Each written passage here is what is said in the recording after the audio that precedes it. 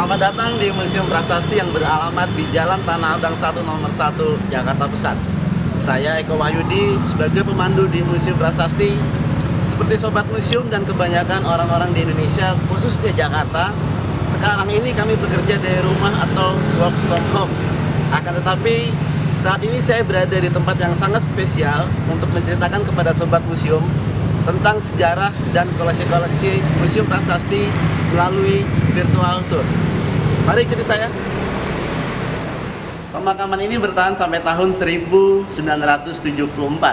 Pada tahun 1975, Pemprov DKI melakukan pengangkatan jenazah. Untuk pihak keluarga diberi waktu 1 sampai 2 tahun untuk membawa jenazah keluarganya masing-masing. Bagi jenazah yang tidak diurus keluarganya akan dimakamkan secara massal di TPU Menteng Pulo dan Tanah Kusir. Setelah semua jenazah diangkat, pemakaman ini kemudian diresmikan menjadi Museum Prasasti pada tanggal 9 Juli tahun 1977 oleh Bapak Gubernur Ali Sadikin dengan luas 1,3 hektar. Sobat museum, saat ini kita berada di salah satu ruangan yang ada di Museum Prasasti. Tempat ini digunakan sebagai tempat pelaksanaan upacara pemakaman, yang mana bangunannya itu bergaya arsitektur Doria. Ciri-cirinya, bangunan bergaya arsitektur Doria itu memiliki banyak tiang, seperti ini. Arsitektur ini berasal dari Yunani kuno. Nah, di tempat ini ada tempat duduk yang khusus disediakan untuk pihak keluarga ketika menghadiri upacara pemakaman. Dinding dari bangunan ini adalah prasasti nisan yang terbuat dari batu andesit, yang mana ini pindahan dari pemakaman sebelumnya. Di antaranya dari pemakaman di samping gereja yang dulu bernama Hollandskirk atau sekarang disebut Museum Wayang. Mari kita ke dalam melihat tempat persemayaman jenazah laki-laki dan perempuan. Nah, saat ini kita berada di salah satu ruangan di Museum Prasasti, yaitu ruangan pemandu. Yang mana ruangan pemandu ini awalnya adalah tempat persemayaman jenazah untuk laki-laki. Nah, ruangannya seperti ini.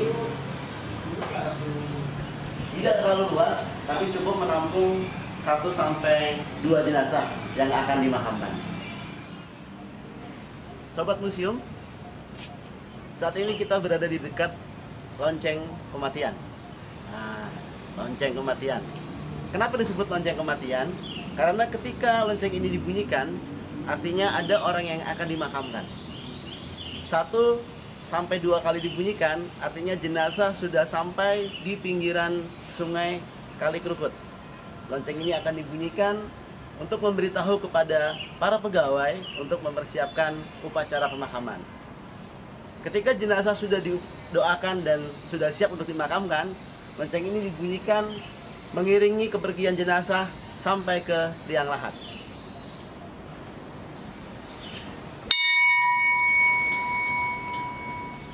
Baik sobat museum, Museum Prasasti juga memiliki koleksi kereta. Nah, kita memiliki 3 kereta, 2 diantaranya pemberian Presiden Jokowi dan yang 1 merupakan kereta jenazah. Mari kita lihat koleksi-koleksinya. Nah, yang kiri dan kanan ini adalah ketika pemberian Pak Jokowi ketika beliau masih menjabat sebagai gubernur di DKI Jakarta. Nah, yang tengah ini merupakan kereta jenazah yang masih asli yang dipergunakan untuk menjemput jenazah dari pinggiran sungai menuju ke area pemakaman yang berjarak kurang lebih 500 meter. Yang unik adalah kuda si penarik kereta jenazah ini jumlahnya berdasarkan strata atau tingkatan sosial bagi orang yang meninggal. Apabila tingkatan strata atau sosialnya orang yang meninggal lebih tinggi, maka kudanya itu akan lebih banyak. Nah, sobat museum, saat ini kita sedang menuju ke koleksi berikutnya, yaitu batu Jepang. Batu ini dibuat oleh pemerintah Jepang dan diletakkan di Museum Prasasti karena untuk mengenang tentara Jepang yang tewas ketika melawan sekutu pada tahun 1942 di daerah Sungai Ciantung, Lewiliang. Sampai sekarang, kedutaan Jepang selalu mengadakan sembahyang secara rutin. Dalam setahun itu bisa 2-3 kali mereka melakukan sembahyang di tempat ini. Baik Sobat Museum, saat ini saya berada di salah satu koleksi museum prasasti, yaitu Crying Lady. Nah, kenapa disebut Crying Lady? Karena bentuknya seperti patung yang sedang bersedih atau menangis. Konon ceritanya, patung ini dibuat oleh pihak keluarga yang ingin mengenang kesedihan anaknya yang baru beberapa bulan menikah, tetapi suaminya tiba-tiba meninggal karena penyakit malaria. Karena tidak kuat menanggung kesedihan, maka dia memutuskan untuk mengakhiri hidupnya. Patung ini dibuat agar setiap orang yang datang ke sini bisa merasakan kesedihan yang dialami oleh anaknya. Nah, patung ini dibuat oleh Tuan Antonio Carminati dari Milan, Italia.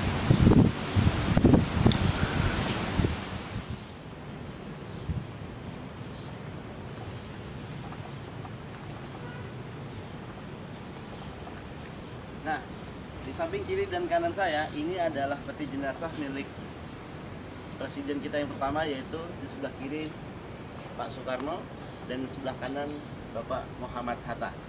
Nah, peti jenazah ini dipergunakan untuk membawa jenazah beliau dari Rumah Sakit RSPAD Gatot Subroto menuju ke Wisma Yaso. Setelah itu jenazahnya dibawa ke Blitar.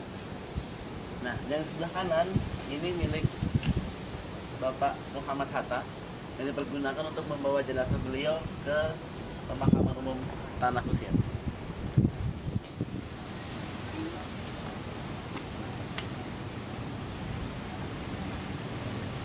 Baik Sobat Museum, saat ini kita sudah berada di salah satu koleksi in situ milik Museum Prasasti.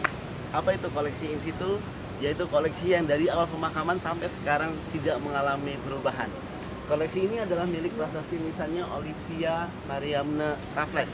Beliau adalah istri pertama dari Gubernur Jenderal Thomas Stafford Raffles, Gubernur Jenderal di Batavia pada masa pemerintahan Inggris di Batavia. Dari tahun 1811 sampai 1816. Ketika menikah dengan Raffles, usianya terpaut hampir 10 tahun lebih tua. Karena Olivia menyukai tumbuh-tumbuhan, maka Raffles membuatkan taman bunga yang sekarang disebut Kebun Raya Bogor. Olivia meninggal di usia 43 tahun karena mengidap penyakit malaria.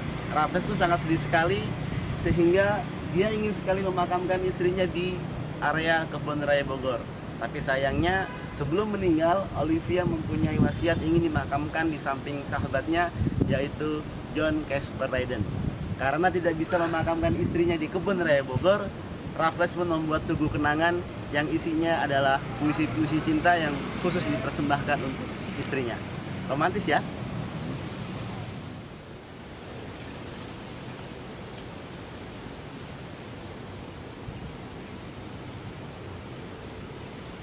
Baik Sobat Museum, saat ini saya berada di salah satu koleksi museum prasasti, yaitu Pastor van der Slinten.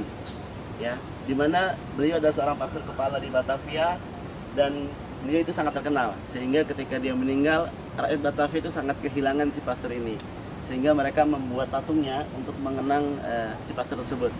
Selain membuat patung, mereka juga membuat relief-relief di sekeliling batu nisannya. Yuk mari kita lihat relief berikutnya di sebelah kanan. Di sini terlihat bahwa Van der Slinten sedang mendatangi orang yang sudah tua dan sedang sakit, memberi semangat agar mereka yang sedang merasakan sakit tetap bahagia. Dan berikutnya